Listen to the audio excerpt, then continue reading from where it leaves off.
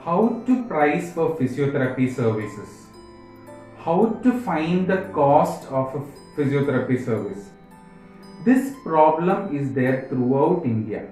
Whether you run a clinic or you are an HOD of a department or you are not having any of these things and practice in a different area, you have this particular problem. If we look at India, we are having diverse culture. Just like that, the healthcare culture in India is also very much different from place to places. But one thing is common. The patient who avails the service feels that the amount which is being paid for that particular service is more than the value that particular patient has got because of that service. The same physiotherapist who has given the service feels that the profit which he got or she got is not so good. But often the physiotherapist consoles oneself thinking that it's a service. But does the patient feel the same way? Most of the times no. But as the patient don't want to embarrass the physiotherapist, the patient won't say anything at all. He won't complain or she won't complain. But the patient will be eagerly waiting for a competitor to come for that particular physiotherapist. So what is the solution for this? The solution for this is to know about the pricing strategy. Whether you are a clinic owner or you are a department head or you work in some other area, you need to know what is pricing strategy. For knowing what is pricing strategy, it's a very vast subject, and to learn about the pricing strategy of physiotherapy, it's much more complicated because the physiotherapy implementation is different from different in different perspectives. But there are certain common things. What is a pricing strategy? The pricing strategy has got two different aspects. One is setting the cost or calculating the cost of that particular service. The second one is keeping a margin, a profit margin for that particular service in which the buyer feels that it is worth buying. So these are the two different aspects. So the first aspect which we are going to consider is the calculation of the cost. See, this calculation of the cost itself has got two different segments. One is the intellectual cost and other one is the asset, the non-intellectual assets. Here we need to consider one practical scenario. One physiotherapist who has acquired the degree by paying 1000 rupees as fee is having more cost than the physiotherapist who has acquired the degree paying 500 rupees as fee.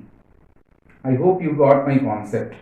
So when we calculate the cost of the service per unit time, the 1000 rupee physiotherapist cost is higher. But if both are providing the same value for a particular service, the margin will be lower for the physiotherapist who has paid 1000 rupees. That means if we keep the same margin, finally the pricing will go high.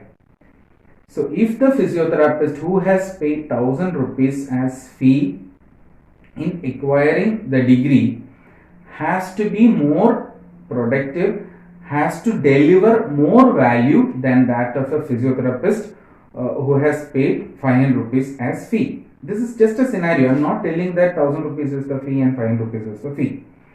Then next, same implication. A physiotherapist who is having 2 years of experience will have more cost than that of a physiotherapist having 1 year of experience.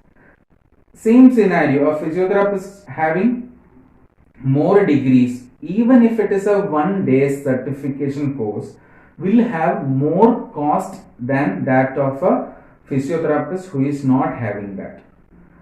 So what I am trying to say is that the physiotherapist who acquire more and more degrees, or maybe even certification, should add more value for the service which they are going to deliver.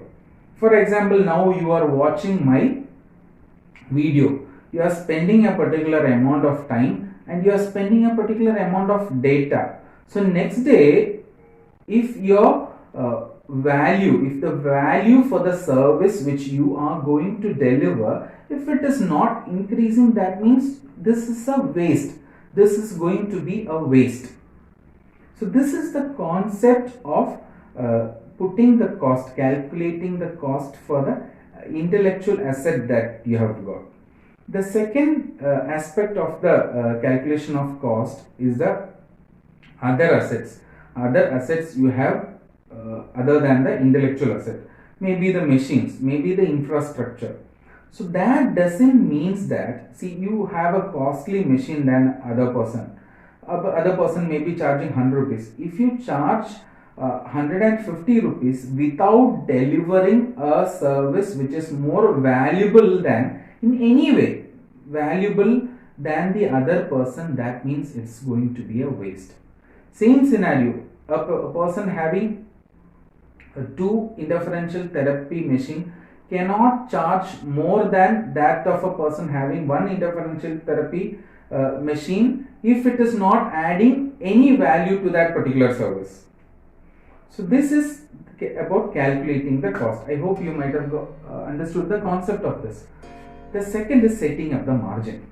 Setting up the margin, it's totally dependent upon us. We can analyze the macro atmosphere. Macro atmosphere means your target customers, how much they are willing to pay, what is how is your competitor.